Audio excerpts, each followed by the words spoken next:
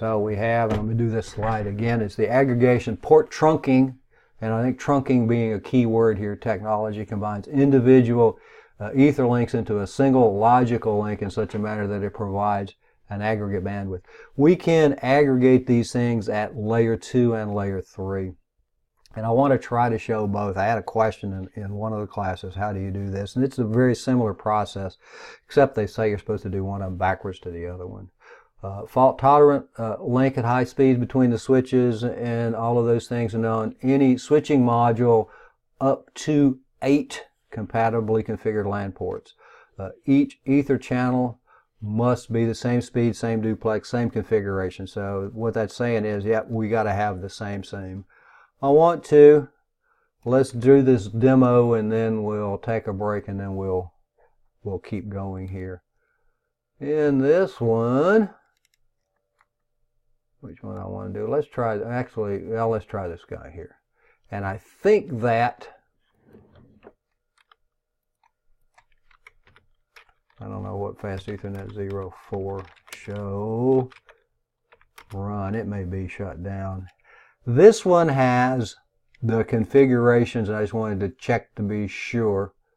Ethernet 01, it has the configurations on it. So instead of, seeing it and then seeing it again, let's see, let's do a no shut just in case it is down. And nothing happened, so yeah, maybe it was down. Yeah, it's coming back up now. But you notice that we have our spanning tree sort of arrangements here. Let's see if we can make this bigger. That we have all of these guys connected, but only one link is active. All of these were trunk ports over here. These guys over here, yeah, it'd be nice maybe if we could create, and these are fast Ethernet 100 meg, a 400 meg connection. If we had gigabit, we would be whatever the gigabits are for these connections. And that's what we're really doing with the ether channel protocols here. So what I'm going to do, or try to do here, is to do the configurations. And I'm going to, let's do a config T, and do interface, fast Ethernet interface range, because I want to do more than one. Interface range, fast Ethernet 1 to 4. And it was trunking, so let's make it switch port mode trunk for these guys. So we changed all of them to trunk. And we did you notice when I did the range, it is in config range. So when I look at these guys, yep, they all are trunk ports. But when I look at the show interface trunk, they're all in trunking mode. Their mode is on, and they have a native VLAN of 1.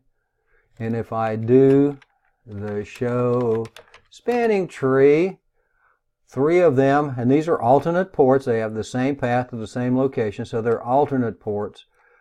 3 of them are in blocking state. 1 of them is in forwarding state. And the cost here is 19.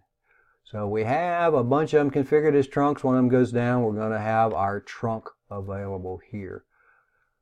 What I can do here, this is the one that wasn't configured yet. Let me be sure I'm on the right one. Config T, and let's do the interface range, fast Ethernet 1 to 4. Again, here we can do, and if I do CH, I can do channel group or channel protocol, and I'm going to do channel group. Got to spell channel right. Channel group, and then we'll just call it 1, and then we have to tell it a mode, and we're going to talk about those in a second. And the modes we're going to have are active, auto, desirable, on, and passive. And the auto and desirable look similar. Therefore, this one, if you can see here, PAgP, port aggregation control protocol, or port aggregation protocol, which is Cisco proprietary. The other one is LACP, which I think is introduced in Network Plus, is Link Aggregation Control Protocol. And on. On is not like in the DTP, the dynamic trunking protocol, where we give it the switch port mode trunk, and the other guy says, okay, yep, I will become a trunk. In this one, if we want to do the manual, use the on command, we have to use it on both sides. But we can use the auto and the desirable. I'm going to use desirable here, just in case, because I don't know what the other side is. I know it's a PAgP. But if it's auto, it should negotiate. If it's a desirable, it should negotiate. So desirable is unconditionally turn it on. PAgP or auto is if you ask me, I will become one of those things. So it's changed the information. And let's see if anything is changing here. Right now they're all down. So let's look at some other things as it comes back up, because it's going to have to go through. We have spanning tree and all that other good stuff. Show interface. Let's show Etherchannel. If I show Etherchannel, it tells me that the group state layer 2 ports 4, the maximum is 8, port channels 1, maximum port channels 2, and the protocol here is PAgP. If I show, let's see if we can do spanning tree here yet. Show spanning tree, the protocol here is, well, no, wait a minute. Spanning tree, the priority 32769. I have an interface here, PO1, port channel 1, which is the virtual interface that I created. It's a root, its role is root, which means that the other guy is the root port. And it's in forwarding, and the cost changed. Before we had 19 and we only have 1 port available. Now we have all of these guys and the cost is 7 to get there. And the type here is shared. We had the point to point before, now we have a shared because we have multiple ports that are going across it. If I show port, I don't want to do that. Show Etherchannel. What I'm trying to do here, there's a number of terms that we have here. Channel group that I created. I grouped the interfaces together into a channel group to do those things. I want to do a show run. I want to be sure. Show run, and then we have port channel, switch port mode trunk, and each of the individuals. If I now change the configuration of the port channel 1, it's going to then allow the physical channels, the physical ports that are members of it, they'll inherit their configurations from it. So aggregation at layer 2. And again, when we started out with this thing, we had 1 of these working and the rest of them were blocked. Now we have a single virtual connection between the devices, and it will allow us to have a high-speed connection for this thing. Actually, I guess we could try a show interface. Show interface PO1, and sometimes this gets crazy. Show interface, and maybe it wants port channel 1, and see, it says that I can do that. Port channel,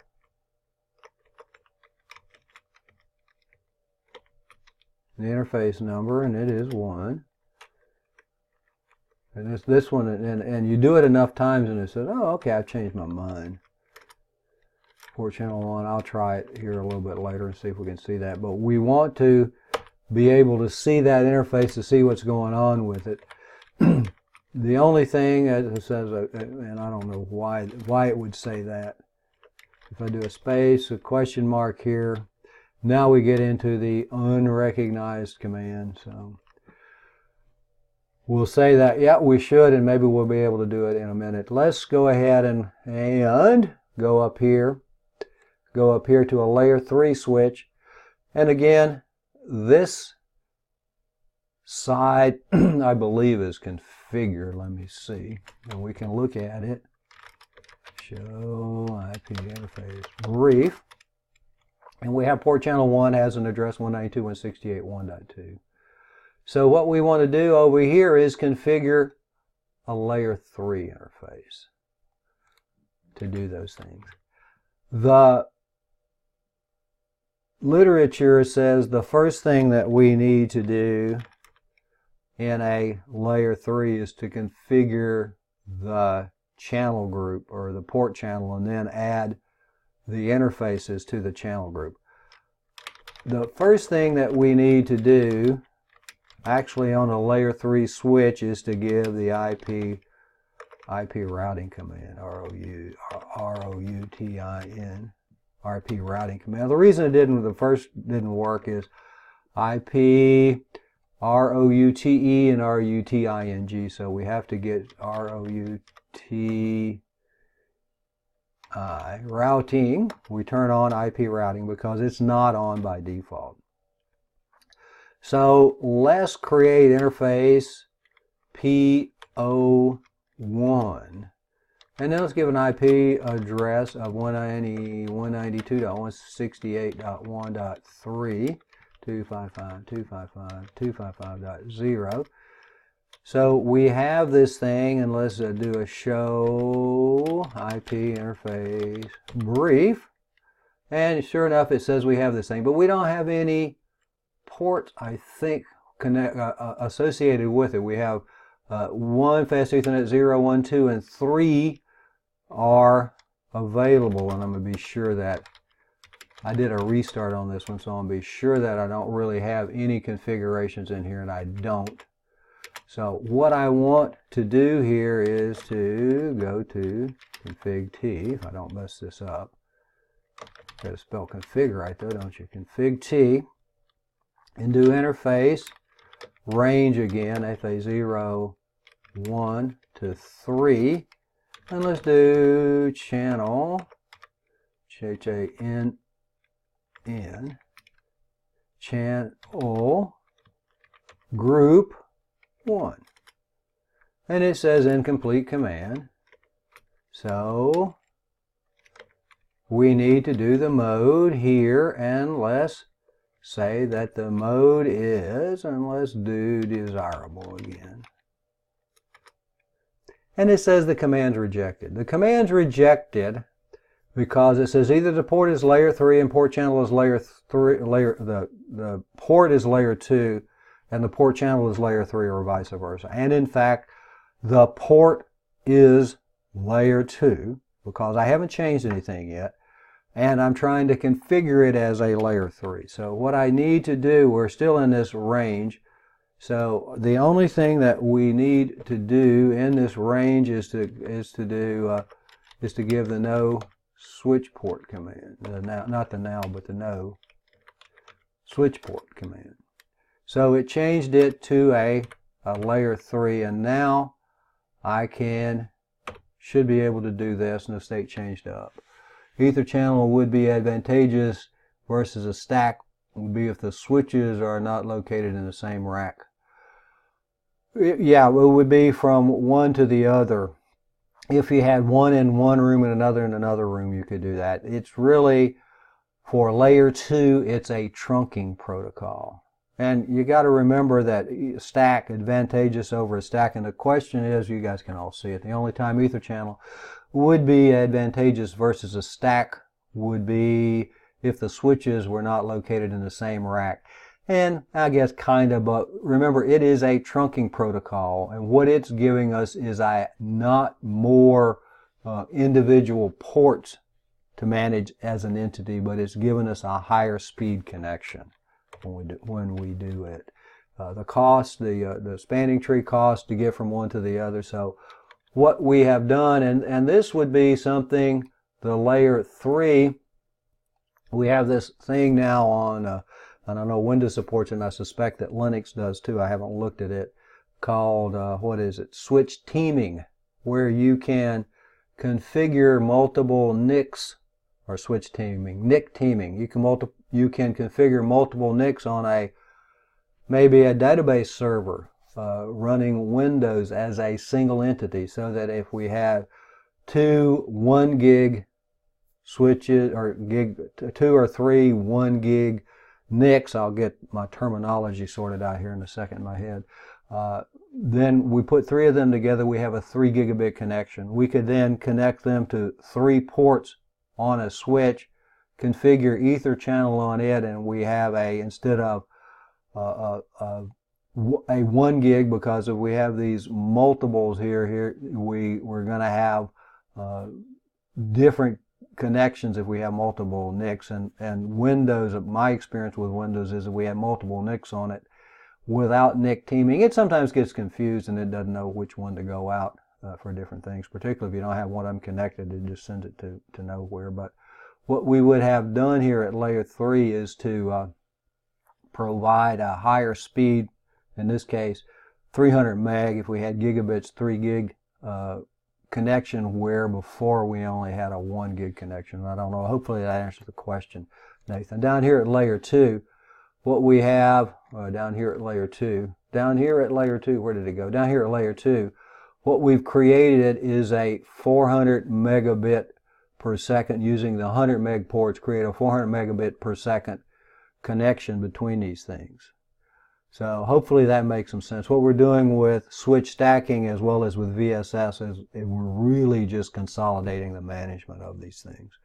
In this one, we're actually increasing the speed of the connectivity from one to the other. So that, and this is why I like to do demos. Hopefully stimulate questions. You can see, and maybe a little bit of explanation about why we want to do this business. And that would be the reason why.